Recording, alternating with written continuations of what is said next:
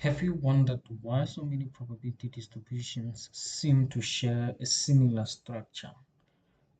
What if I told you that many of the common distributions we use in statistics actually belong to one big family, which we call it an exponential family? So now in this video, we'll break down what the exponential family of distributions is, explore its key properties, and see why it's so important in statistics and also in machine learning. What is the exponential family of distributions? Well, exponential family is a class of probability distributions that can be written in a specific form. Mathematically, let's consider a random variable y whose probability distribution depends on a single parameter theta. So now the distribution of y belongs to the exponential family if it can be written in the form or expressed as f of y given theta equals to the exponent of a of y multiplied by b of theta plus c of theta plus d of y. So if the distribution of y can be written as this form, then it means it belongs to the exponential family. So now let's look at the components of this exponential form.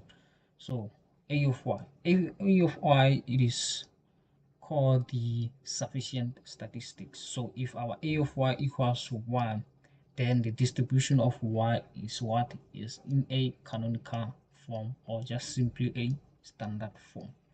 And then b of theta is the natural parameter of our distribution. And then c of theta, it is called the log. It is normally called the log normalizing function. And then lastly, d of y, is just a function of y, or sometimes might be called a base measure of function of our random variable y. So now any other additional parameters to the parameter of interest, which is theta, are called the nuisance parameters, forming parts of functions a of y, b of theta, c of theta, and d of y, and are treated as what? As constants. So now this form of the exponential family may look complex at first, but it actually simplifies a lot of statistical derivations and makes parameter estimation much more easier. As part of our example, let's consider a random variable y that follows a normal distribution with parameters mu and sigma squared. So now the probability density function is given by f of y given mu and sigma squared equals to 1 over square root of 2 pi sigma squared multiplied by e to the power of minus 1 over 2 sigma squared into y minus mu all squared. For x, that is from negative infinity to positive infinity. So now what we want to do is to express this PDF in the standard form of the exponential family to show that indeed the normal distribution belongs to to this family, which is the exponential family. Now the first step is taking the exponential of the log PDF. So what I'm going to do is firstly I'm going to take the natural logarithm of the PDF. So I'm going to say log f of y given mu and sigma squared, which will be equals to, if you work it out, it will give us a negative half log 2 pi sigma squared minus 1 over 2 sigma squared into y minus mu squared. Oh, sorry.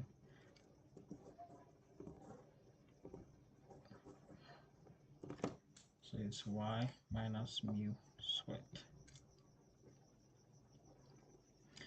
Now, rewriting the square term will give us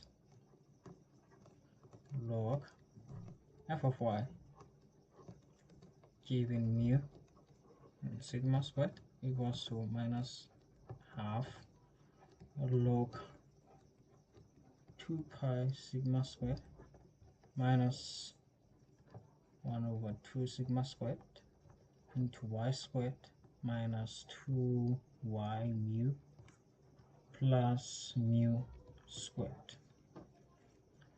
So now taking the exponential on both sides give us, we know that the exponential of the log gives us whatever it's inside the log. So now this will be f of y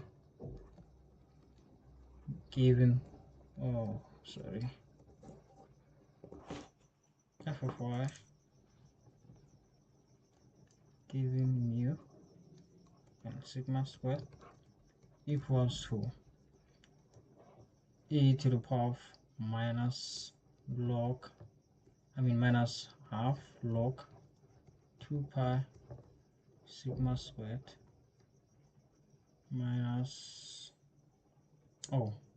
plus y mu over sigma squared. So now we are simplifying this, so it's y mu over sigma squared minus y squared over 2 sigma squared minus mu squared over 2 sigma squared. Now rearranging the terms will give us f of y given mu sigma squared equals to e to the power of y mu over sigma squared minus mu squared over 2 sigma squared minus half log 2 pi sigma squared minus y squared over 2 sigma squared. So now comparing this to with the standard form of exponential family. So we said the standard form for the exponential family is f of y given theta equals to e to the power of a of y multiplied by b of theta plus c of theta plus d of y.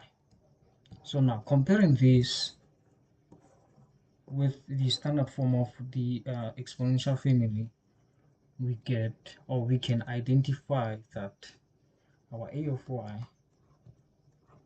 equals to y, our b of mu equals to, so now let's check, b of mu, it is this part here. So now b of mu will be mu over sigma squared. Now what is our c of mu? C of mu will be this part over here, which is minus mu squared over 2 sigma squared minus half log 2 pi sigma squared.